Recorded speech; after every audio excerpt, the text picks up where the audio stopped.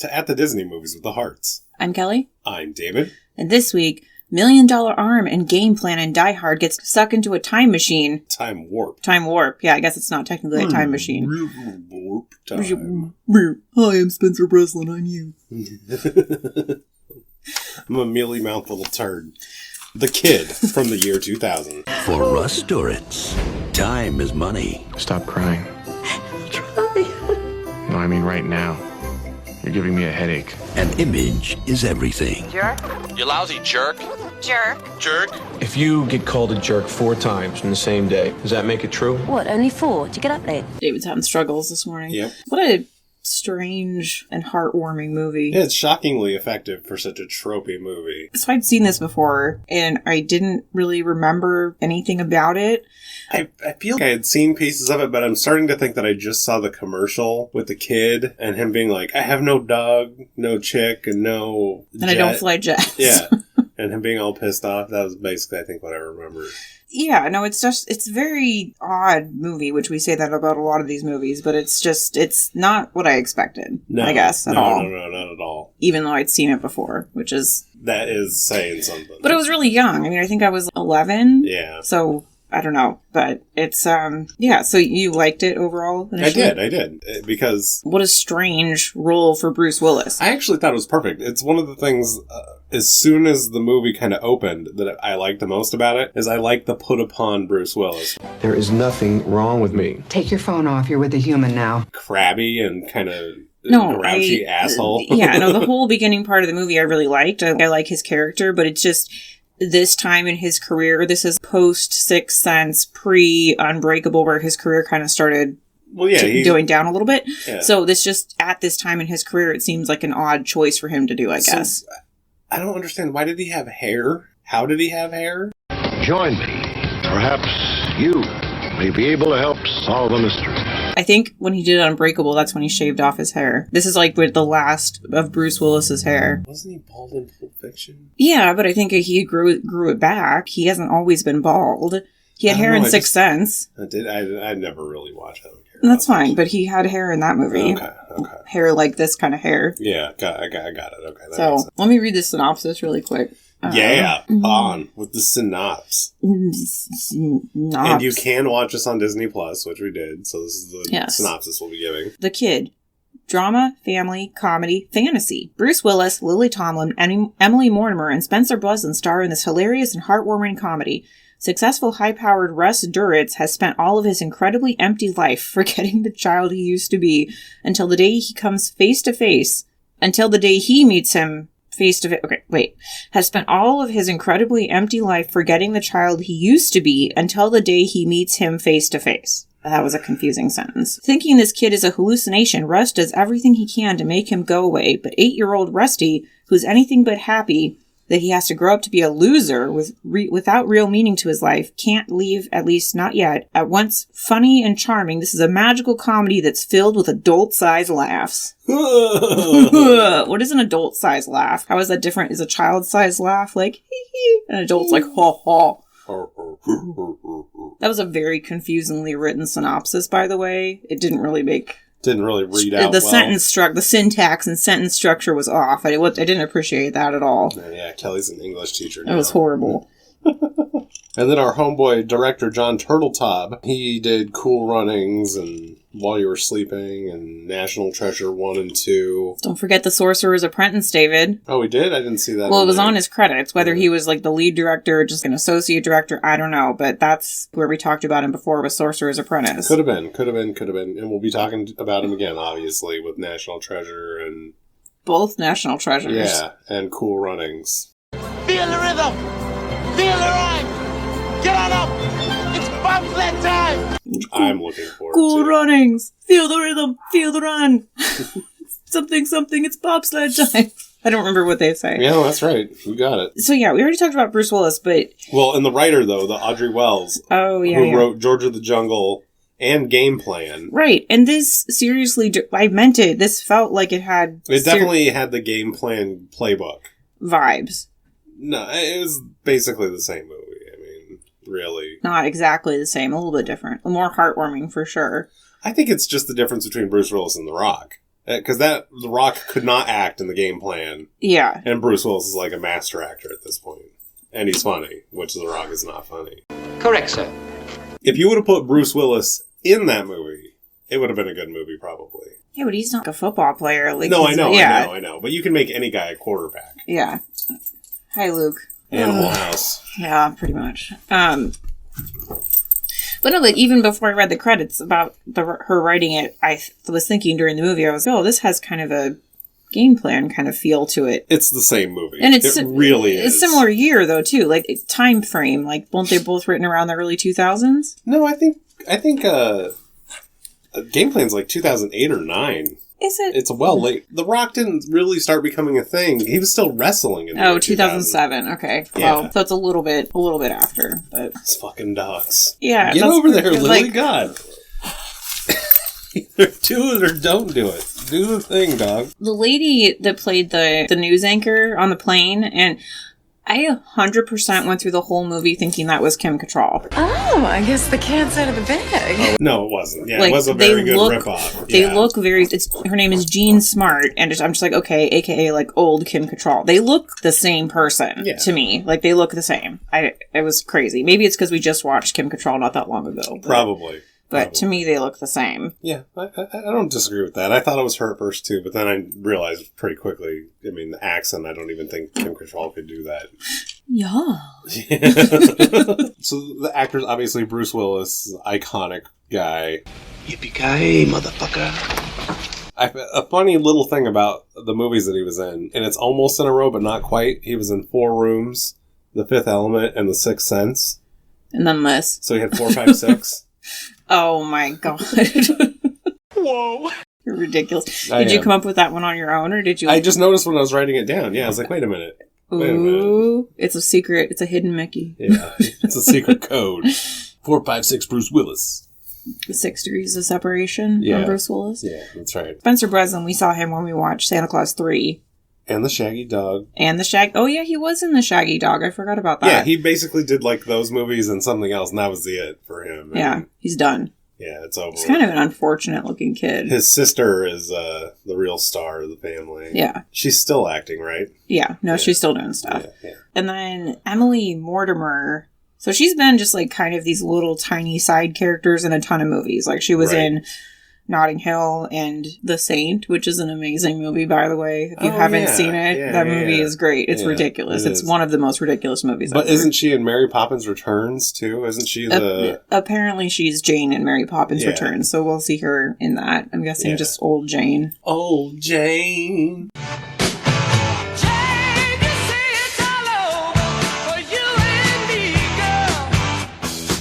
I bet Jane's the mom in Mary Poppins Returns. Well, yeah, but she's Jane from, like, the little kid. That's what I mean. Yeah. I bet she's the mom now, just like in Return to Neverland. Oh, yeah. I bet it's exactly... Wendy. Yeah, I bet it's exactly Return to Neverland. It's not going to be, the same movie, but it's going to be, it's Return to Mary Poppins Land. How much do you bet it's just as bad? Oh, did you get any, fun fiacs? It was tough. The little hippie guy was Matthew Perry. So I got really excited when I was writing my notes, and I was like, fuck yeah, I knew it. Because when we were watching the movie, I'm sitting there, I'm like, is that Matthew Perry? When that scene happened in the movie, like, I couldn't think of his name, but I was like, is that the guy from Friends? Is that Chandler? I thought it was Andy Bernard. No, but I realized he was way too young. I mean, couldn't have been him. I was like, oh my god, yes, I was fucking right. And then also, throughout the movie, I was thinking, wow, this seems like I'm surprised they didn't give Tim Allen this part. Well, Tim Allen was the original choice for this part. Yeah, which makes all of the sense in the world. I'm like, oh my god, thank God they didn't give it to Tim Allen. This would have been an excellent Tim Allen movie. It would have been like the apex of all of the tropes for a Tim Allen movie. I could literally see the whole thing going exactly right as a Tim Allen movie. Oh, it blew my mind because I was thinking that at the beginning of the movie. I'm like, wow, I'm really surprised this movie kind of felt more like a 90s movie than a 2000s movie. Well, it is. I mean, it's put out in the year 2000. I know, so but I'm like, wow, this is actually good. So this is before Disney started going downhill with their live action movies. Yeah. So another one I had is during the wedding scene, one of the wedding guests is Cuba Gooding Jr. He can be seen for 15 seconds. Okay. There you go Cuba. It's so fun. And this is Bruce Willis's first family movie. See, maybe that's why I thought it was such an odd choice, because you don't really associate him with family movies. No, and he wanted to do it obviously just like all the rest of them, so his kids could see him in something. And I don't really know what it was. This movie made me kind of emotional in a few parts. Well, yeah, it was very tropey. I mean, we'll get to it, but it was kind of just upsetting in parts that just didn't really need to be upsetting. I don't know. What, when he's slamming the kid for being fat? No, not that. Just the part with his dad, like the little kid with his dad, that was just horrible. Oh, where he was when he's like him? yelling at him about his mom dying and stuff, like that was horrible. Yeah. Horrible. It's horrible what happened to her. So we start the movie with Airplane Dick. I was like, is that Randy Quaid? That's literally all I was thinking during the whole opening of the movie, this red plane flying everywhere. I was like, oh, it's Randy Quaid. But, whatever. I'm Fly. I'm Pilot. This movie had a lot of little funny bits in it, too. Like when he's at the airport and that lady can't get her wallet out and he just pays for her stuff. Yeah. They're like, you're a jerk. And it's like, no, you're being a jerk. He has like two things. Just ring him up. She can't even find her money. Right. No, I hate that. Oh, that's rude. It's like, no, you're being rude. It's like, no, you're an unprepared piece of crap. Just have your shit ready to go when you go to the store. Check some bags next time. So he doesn't have time for anybody or anything. He's a very important person in his community. Yeah, I'm a very important man in my community. Yeah, and then even the scene on the plane with old Kim Cattrall, where she wants him to give, because we find out what he does. He's an image consultant, as if that's a thing. Maybe it is. I don't know. It is. It totally is. But he just gives her the rundown of everything that's wrong with her. Your hair's too big, your brows are too dark, your nails are too long, and your foundation's too orange. Your perfume's too sweet. It's the news, honey, not the prom. I like your eyes. Thank you. Bluer. Try the tinted contacts, but only when you're anchoring or in LA. When you're on assignment, take them out. What about my accent? I'm always being warned to stop saying y'all. Don't ever stop saying y'all. Your y'all is your trademark. Say y'all and you'll be promoted in 6 months. Say y'all with a smile and you'll be famous in 12. And what she needs to do to be successful. She's like, should I stop saying y'all? He's like, no, y'all's your thing. That'll make you famous. And he's right, of course, so. This kind of also seems, just his acting is really good in this whole opening thing. And I was like, oh, this is when he actually still acted, like actually did acting as opposed to just doing stupid action movies. Well, he had been doing stupid action movies. No, I know, but even the ones before this, he still was acting, whereas like after this, he's doing the Expendables and like, like nothing to it movies. Die Hard 8. Yeah, like nobody needs that. Nobody needs, what is it, like Franz Gruber's like 7th nephew or something at that point. Like nobody needs that. We're gonna get you, McClane. I don't know. I mean, I don't even understand how they have didn't Hans Gruber die in the first one? How do they even have more than one movie? It's like his brother. That's dumb. I think. You haven't seen the second one? Or of course I have. I just don't remember. Okay. The story. I mean. And then, you get the tumultuous dad relationship, and he's like, I don't have time for you, Dad. And he's not sentimental or anything. And we didn't talk about Lily Tomlin as his assistant, and she's awesome. She's in 9 to 5. She's in a million things, but she's also one of the better parts of this movie. This little boy is me at age 8. I want you to make him disappear. How was the therapist this morning? Do it, Janet. Yeah, of course. She always is if she's in a movie. She's really just good. Sassy and amazing, and I love her. Yeah. Because my favorite line was when he's like, come in 20 seconds or 60 seconds and tell me I'm late for something. And she comes into him with his dad. She's like, you're late for a very big meeting. People will riot. They need your attention. They're all vying for you. Yeah, you're very important. Yeah, I really liked that part. Yeah, it's pretty funny. We meet Amy at this point, and there's just some stupid stuff where they make a tape with this guy who did something dumb. Well, he basically... It's not... It's kind of a... It's not really that important. Well, it kind of is because he throws the tape away and then that makes her... That's what I mean. We can just kind of quickly skip through it. All happy with him because he's going to throw the tape away. Or he throws the tape away. Yeah, or she thinks he throws the tape away. Right. And then he just says... I don't even remember what it was, but he says something really mean. Well, he's trashing her about getting excited about the full moon. And he just is a total prick about it. And it was like really mean. Like, even I was like, wow, dude, that's really mean. Yeah. This is where I was like, this also has $1 Million Arm vibes a little bit. Like, he's kind of... John Hamm also probably could have been in this role. Like, it's the same character. Same exact character. Yeah. This movie would have sucked with John Hamm in it. He doesn't have the comedian. And when he goes home, there's the little mini plane, because he's been seeing this plane all over the place. And he sees the kid, and he calls Lily Allen. Yeah, because he's upset because he thinks there's an intruder. And he sees dead people. He's like, I see dead people. Yeah, this is actually what happens after The Sixth Sense when he he's dead, never mind. No, before The Sixth Sense. Oh, before The Sixth Sense. There you go. This is what happens before. Yeah. Yeah, because then he, And there's a funny scene where he goes to the therapist. He's like, I am hallucinating. Arr! Yeah, because after he chases the kid, he, like, freaks out because he recognizes, like, it doesn't really explain why he freaks out on the airfield thing. Do you remember that? Because he chases the kid into that, like, diner that keeps reappearing and disappearing. Yeah. And then he, like, gets out and he freaks out and, like, sits down because I think he, like, recognizes something or I don't know. He gets all upset. He basically goes home and they really don't pussyfoot around about it anymore. They just figure out that they're the same person. Yeah, which I kind of liked, like, you know, they show the scars and they do the whole thing and then they, you know, finish each other's sentences. And this is where he really freaks out. Safety in a sandwich. Safety in a sandwich. And he just has all this sandwich stuff. Does he ever notice that in movies where they go to make a sandwich and there's just like all the sandwich things are already out on the counter, like the tomatoes and stuff like you normally put in the fridge or whatever. And you're like, that mayonnaise is not going to be good sitting there. How long has that been there? But and Spencer Breslin is just not amused. And then there's him doing drugs in a Disney movie in the bathroom, taking the pills. Oh, yeah. He's like, get ready to disappear. You're going to disappear. But he doesn't, of course. And then we get Janet coming by to make him disappear. And she's like, oh, I forgot my magic prawn painting. Very good line. Yeah, no, that was really good. And he's like, make him disappear. And she's like, woo. And she like, this is the whole scene is funny. And then they they kind of are going over with each other where he is in his life. Like, and he's like, I don't know, we moved 12 times, which is, how do you move 12 times in 18 years? I mean, good Lord. And that is strange because it's not like they moved around. I don't know. This is what's confusing. So, because at the beginning of the movie, he's talking to his dad because his dad wants him to help him move. And so he's moving again for no reason. Well, but he's been in that house for 20 years. Well, so probably since he stopped. So, like, why did his dad stop moving? Like, it's a little weird. It kind of just didn't need to be there. Yeah, it was very strange. Yeah. At his house, you know, you get the no John, dog. Jacob, Jingleheimer Schmidt. Well, before that, though, you get the very important no dog. No dog. I grew up to be a guy with no dog, no chicks. I don't drive a jet. I'm a loser. So, I'm 40, I'm not married, I don't fly jets, and I don't have a dog. I grow up to be a loser. Yeah, kitty, get down.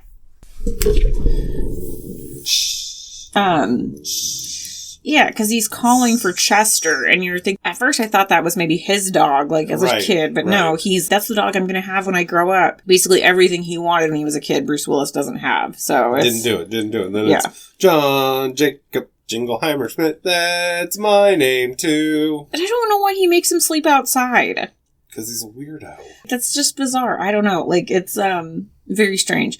And why did the kid have a tent with him? That's so weird. There's a lot of unexplained things in this movie, but you just gotta suspend your disbelief. It's Disney magic, so it's fine. Right, and then we're right back into this is where we meet Matthew Perry, and the kid shows up at the restaurant that they're at, which is bizarre. Yeah, like, how did he get there? And also, he didn't feed him. Like, what's wrong with you? Yeah. What's her face? Amy is just like, no. You have a child? Oh my God. Yeah, because she's watching them together, and she's convinced that that's his kid. Yeah, right away. We don't know that yet. But then they go to the Skyway Eatery somehow in the middle of town, and we meet Melissa McCarthy, where they get some French toast pancakes and... Yeah, no, that was an odd cameo, too. But this is when she was, I think, starting to do... I don't even think she had started to do Gilmore Girls at this point. I don't think so. No, and, the diner just keeps appearing. Yeah. And that also is never explained at all, but that's fine. Which is fine, yeah. Mysterious floating diner. Time-traveling diner. And then we go to the fighting camp with the boxer, and Bruce Willis is just blaming him about his weight. I really like this whole part, actually. The boxing lessons with the guy and... The old 1-2. No, I enjoyed it a lot. And after this, Amy kidnaps young Russ. Yeah. Because she's like, you have a son, blah, blah, blah, blah. And this is where you kind of... I wrote down Amy's going to accuse him of having a son. And you showed it to me, and then, of course, 2 seconds later, and I was like... Oh, David, you're right. Kitty, oh my God, she's into that thing on the ceiling. Is what she's. Yeah, but where does it? Where does it generate Is it the from? push pins? No. I don't know. That's really weird. Kitty, why do you have to be so weird? It's your drink. It's the sunlight. No, it's your phone. Oh, is it? Yep. Okay, there we go. It's gone. Too bad, Kitty. Poor Kitty. Wow. Bloody Mary's gone.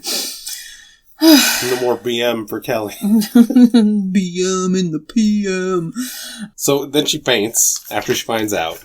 Yeah, and of course she kid. says, I wish I was standing on a carpet before she faints, because, you know, you have time to say things before you faint, but, you know, whatever.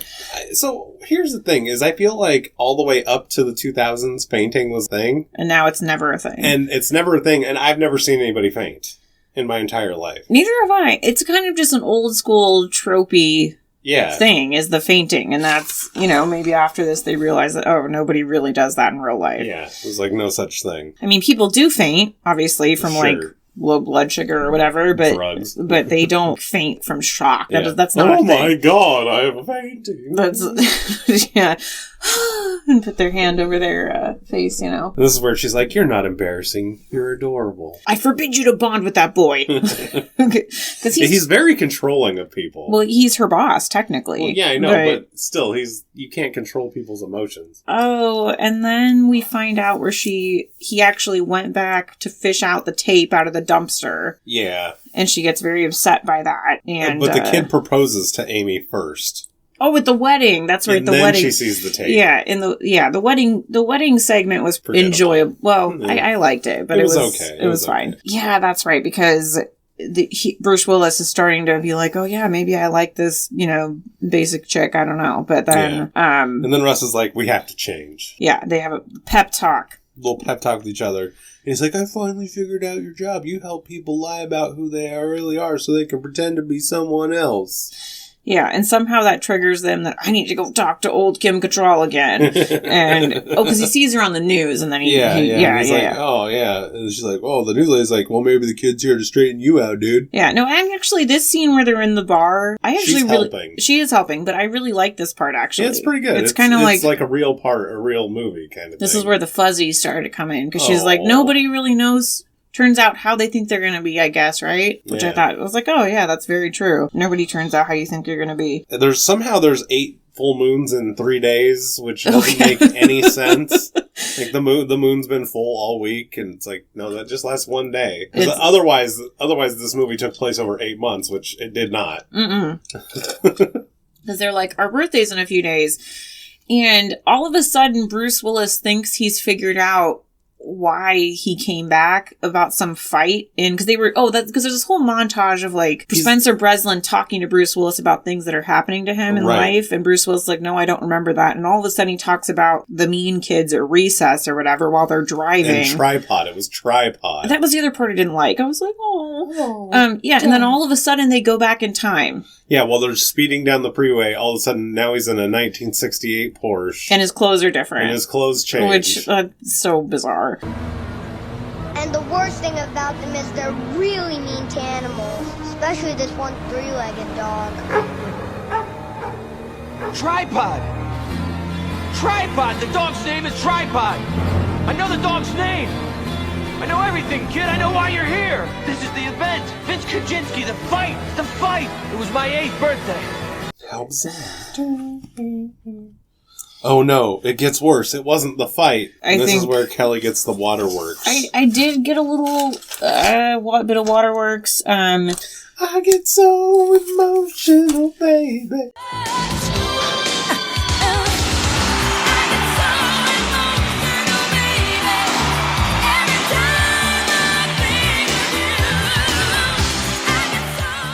Yeah, because like it's from like the thing with the dog, and then, you know, his dad is like, his mom comes to pick him up, and Bruce Willis realizes, oh, this is where my life went to shit when my mom died of cancer.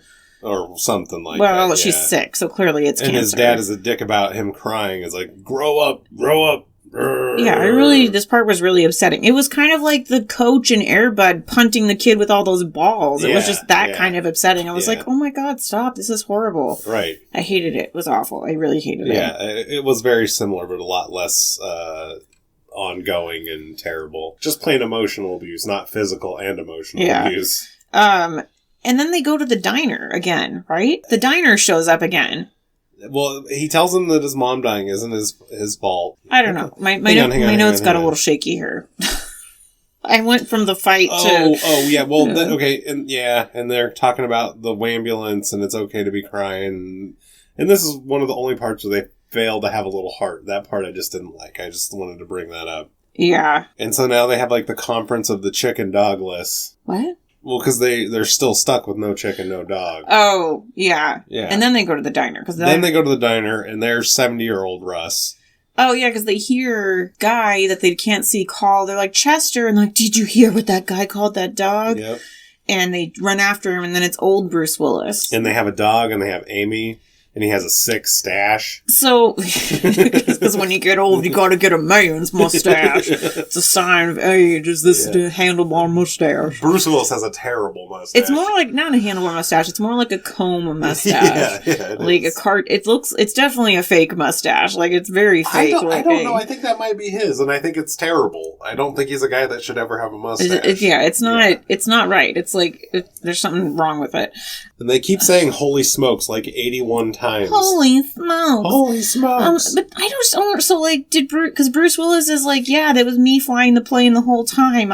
He's doing all this stuff. So what I don't understand, and this is like time travel, time warp movies in general, because then Spencer Breslin goes back to his own time magically. But like, did Bruce Willis and his whole family teleport in the airplane to this time, or like there's no telling. Did they go to a different time when they exited the diner? Like there's it's all like wormholes, man. And like, would Bruce Willis then remember this as when Spencer Breslin becomes Bruce Willis? Does he remember this because it happened? How does I don't understand. It just doesn't work, man. It's so weird. Confusing. It's weird, man. No, see, I don't think he remembers because he's a prop in his time. And he doesn't really go back because he's not really out of his time.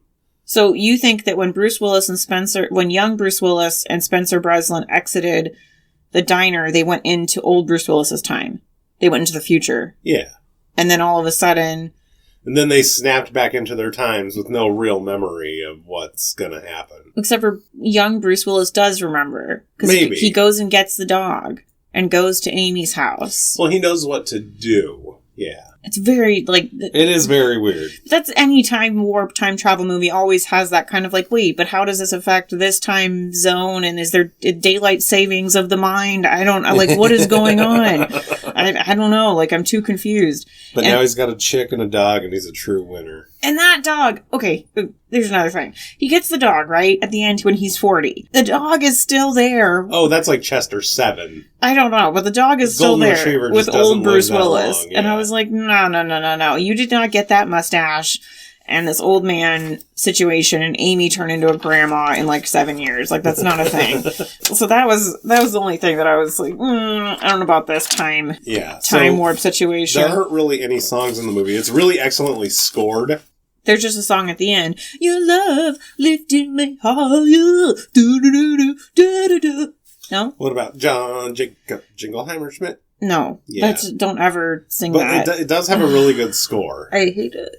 Well, yeah, no, it was good. Probably good that they didn't... it's a really super 90s score. Yeah, it was good that they didn't put a bunch of songs in it, I think. They do that too much in movies. This is that same type of movie where Bruce Willis's character, he's a villain to himself. Like, this is the whole... Yeah, he's the villain and the hero and the villain and the problem. And then there's very few characters in this movie. You have Amy, she's just the hoe with a heart of gold. Is she a hoe, though? No, not really. No, she's not. She's like, yeah, I'm not going to settle for your jackass self. Like, yeah, even though at the end of the movie she's like, oh, you have a dog, okay. Get better. Get better. I'm easily wooed. Yeah, she's been wanting to get it for a long time, but he's just such a prick that she can't quite do it. Yeah, which I don't... She just needed him to tone it down like 10%. I guess I still don't really understand how... So his mom died and that just made him incredibly angry and mean. That's what I don't understand, like... Well, it made him driven, which over time made him angry and mean, probably because his dad is also a prick. His dad was obviously very unemotional and not understanding, which it can affect kids, But then I guess his dad is trying to make up for it in some way. Like at the end, he's trying to like be close to him, and then he's just like, "No, Dad, fuck you." Yeah, get the fuck out of here, you cocksucker. Yeah, and all the characters they did have were good and effective. Yeah, Janet, she's a very willing douche enabler. she's great. I just like it when he's calling her in the middle of the night and she's like, okay, yeah, all right. Yes, I'm writing it down. And I thought that the Spencer Breslin kid and Bruce Willis actually had a good chemistry. They worked well together. I thought that was a good fit. That worked out really well. Even this was Spencer Breslin's first movie, too. Was it really? Yeah, it's the first thing he'd ever did. So that's pretty good, actually. Yeah. He did a good job. Did a nice job there. Did a nice job there, kid. It had good cinematography, but it really did feel like a 90s movie to me. Yeah, like it was very 90s movie. I don't know what it is. There's like an intangible thing with 90s movies. They just have a feeling. Yeah. But, what my favorite line in this movie is? So I'm 40, I'm not married, I don't fly jets, I grew up to be a loser. Well, yeah, that's both of our favorite lines, obviously. Yeah, I enjoy that line quite a bit. Quite a lot. A lot of whambulance. There was a lot of somebody called a whambulance. Like, oh yeah, at the beginning of the movie, when he's meeting with like all the scenes where he's governor or something. Yeah, where he's doing his job, I enjoy quite a bit. Yeah, he's like, you need to stop crying, and she's like, I'll try. No, right now you're giving me a headache. You could make a whole movie around that character. Well, they did, but no. Actually doing that stuff, being a dick. Yeah, no, I enjoyed all. He executed that part really well. I was disappointed by how few characters there were in this. So, there wasn't a lot of depth that way. Like, the story didn't have a whole lot to it. Like, there's very little to Dad. I felt like they could have added some more Dad. They could have added some more Dad. Like, maybe something... Like they actually could have gone over there, maybe. With young... And met, the rest of the family might have helped a little. Yeah, they could have done a little more, but I think they were trying to keep it kind of simple. Yeah, it's just, I don't know, this is a weird movie, but because it's really good. It just really is. It is a good movie, and it's one of those just like, family's important, and blah, blah, blah, but it is. But it works out to be good. It's a slice of life fantasy movie. So, what about remaking this movie? No, I don't think I don't even think it would work now. No, it is probably not. No, but but the only thing I have to say about that is I would cut the length of this movie down by 10 minutes. It is a little bit long. But I enjoyed most of the parts. There wasn't really any part of the movie I didn't like. Yeah. I just think you could tighten it up a little bit. Yeah, or they could have used 10 or 15 of those minutes to be more with the family and the dad and that kind of thing. Done something with that. I don't know. So do you have any final thoughts about it? Yeah, I think you should give it a chance. People should watch it. It's, it's... it's a good tropey little heart melter. It is definitely a little bit of a heart melter. For me, I thought it was yeah. That, I guess, for me was my biggest surprise. I just don't remember that at all. I just remembered it being... And I feel like I did remember the general premise. I didn't really remember all the details, but definitely don't remember it being kind of emotional in any way. So that was surprising to me. Sure. So, did you get a budget for this? Yeah. The budget was $65 million. Yeah. Yeah. It's because they were flush with cash back then. Yeah. And how much did it make? It couldn't have made that money back, did it? $110 million cumulatively so far is what they've made. Yeah. So, this movie obviously didn't do terribly at the couldn't have done terribly at the box office, but it was also peak Bruce Willis, so people would go see it, Yeah, sure. So, Kelly, what is your rating for this movie? So, I think this movie is a slightly above average movie for me. I wasn't annoyed, but I was kind of I was expecting just this to be kind of let's just forgettable movie, but I actually really liked it. So I gave it a 73%. Ooh, Kelly's spicy today. I really liked it too. I didn't give it quite that high because I had some problems with how long it was and just a lot of tropes, but I still really liked it. I give it a 61. That's still pretty good for you. Yeah, it's still right in the range. That's still a pretty good movie. What do you think the Rotten Tomatoes score for this movie is? So, I don't know. I have a hard time with this one because I could see the critics not liking this movie for some reason, even though I don't know what would be wrong with you because it's very enjoyable. I'm gonna say maybe a 54%. So you're pretty close. Both the people and the critics give it 49. Oh, so I think it's better than 49%. I don't know what people are watching or expecting. I think it's at least a 55% on the low end. I think it should be 60. It should be fresh. It's a good movie. It delivers exactly what it's professing to deliver. They didn't pull it off. I just don't understand. Yeah. But whatever. So now it's time for Kelly's favorite part of the podcast. Oh, hold on.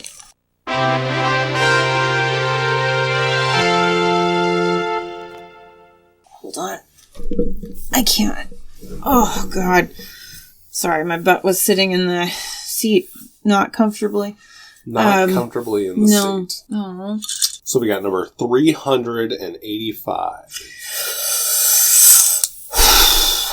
So this is pretty new. Yep. It's going to be like 2016, I think, or 2017. Yeah, you got it.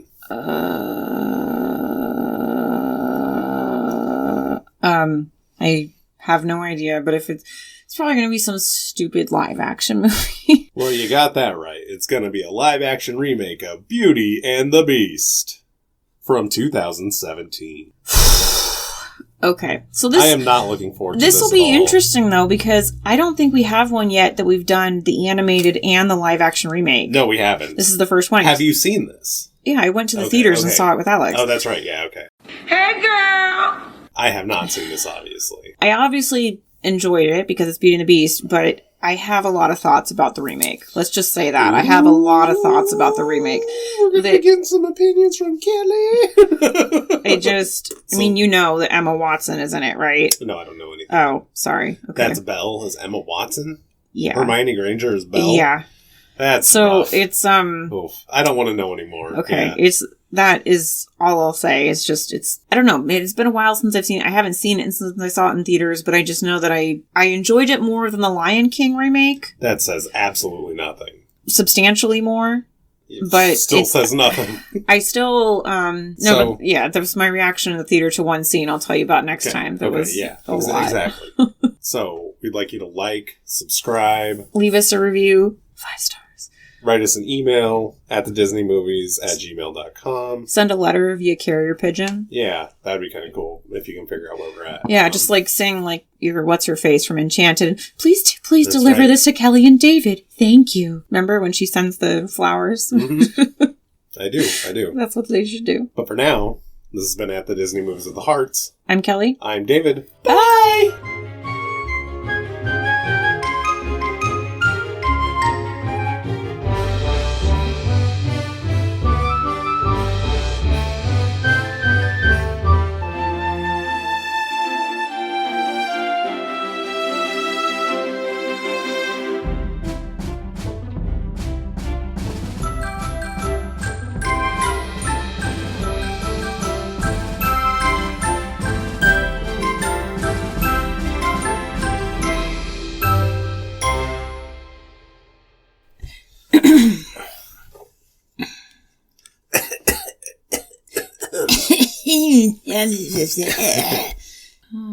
What did we watch? Oh, yeah. The most recent one should be Encanto. That should be the latest on there. Latest and greatest. Latest and greatest. Dads and grads. Encanto, go see it. No, it's not, but... Oh, it's not? What's... The last one that's on there is Jungle Cruise, but that's okay. God damn it. I had something last night for the intro, and now I can't think of it. Goodbye, Kitty. Kitty, no. Come on. No, get down. Get down now. Get down. Kitty, get down. Get down. Get down. He's like, fine. I just want to come and live with my mom. He's like, let me analyze how I can get over here. Yeah, how do I get through all this stuff? He's doing little triangulations in his head. It's like that meme with little... Yeah, with the lady where she's like... Yeah. Stop it, Neville.